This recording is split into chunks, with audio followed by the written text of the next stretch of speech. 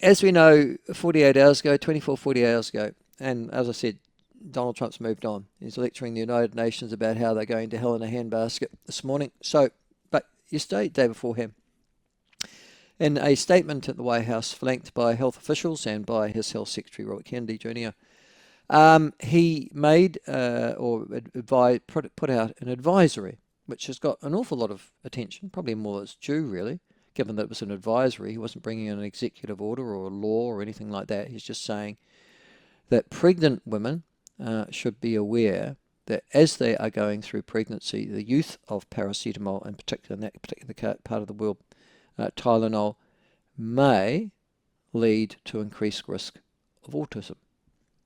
Well, for some strange reason, that set the world alight, and all over the world, various countries, including our own, I guess prompted by the media to a large extent, have said this is all nonsense, or, well, yes, there are studies, but they're inconclusive, and blah, blah, blah.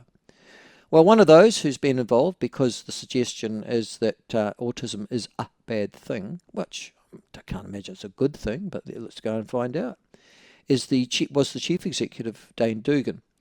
And we interviewed Dane earlier this year when we were talking about the rise in autism numbers in this country and in the Western world in general.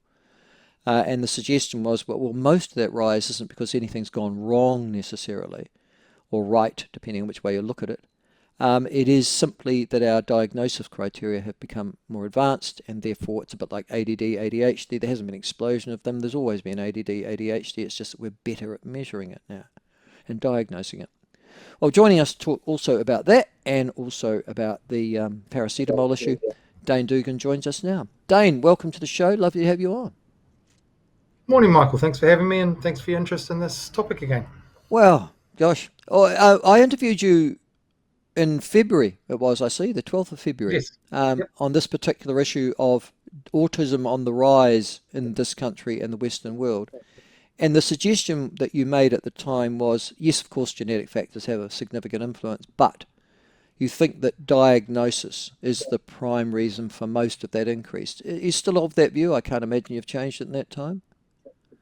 No, still of that view, both of those 2 points, I think, Michael. So the genetic part of it is almost around when you go and get your son or daughter diagnosed. So you look at other people in your family potentially, and they might go get diagnosed as well, which I guess leads on to a better diagnosis. So yes, both of those points are kind of linked together. But as our understanding of autism, and when I say ours, the experts, has evolved over the period of time, then obviously the diagnosis criteria has evolved as well, and people are getting, in my estimation, more accurate diagnosis than what they would have been even 10 years ago now. So I still see that as really important. And I think that when I first started in this job 12 or so years ago, I met a 60-year-old woman who got diagnosed at 60 odd. And I asked her then if that mattered that she was diagnosed that late in life. And for her, she said it was one of the most important days in her life because it put her life into perspective. So for me, the diagnosis process has got a lot better, and I think that's really important. And that has led, I think, to the increased numbers of people who are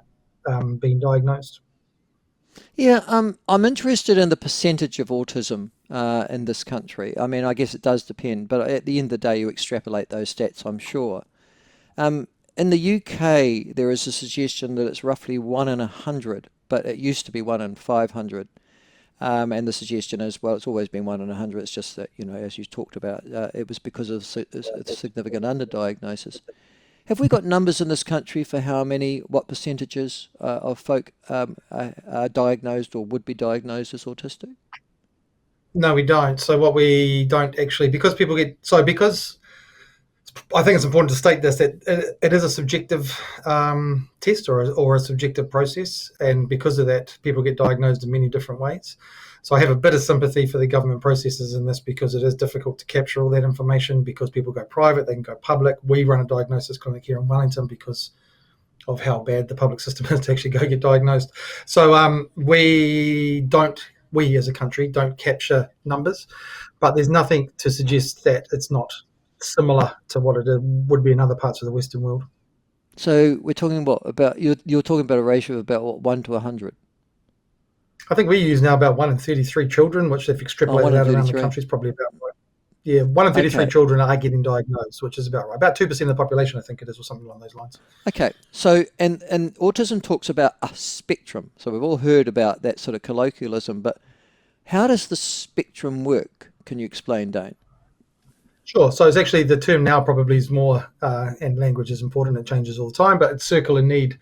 So it's not a linear process. So that's why spectrum's not talked about as much anymore. It's now a circle of need where the need for one person could be completely different for the need for the next. And that's part of the challenges I think we face, is that if you meet one person, their support needs may be completely different to the next person. So that does create some issues in a system where, particularly a health system, where they like it if you do A plus B and you get C. That just doesn't work for our community. You have to understand that person, put an individualized plan in place, and then support them in that way. Now, some of those supports can be quite similar. It's just a matter of understanding that person. Yeah. So, what are the symptoms of autism, though? Because I associate it with poor social communication ability skills, maybe repetitive interest, sort of head nodding or something like that.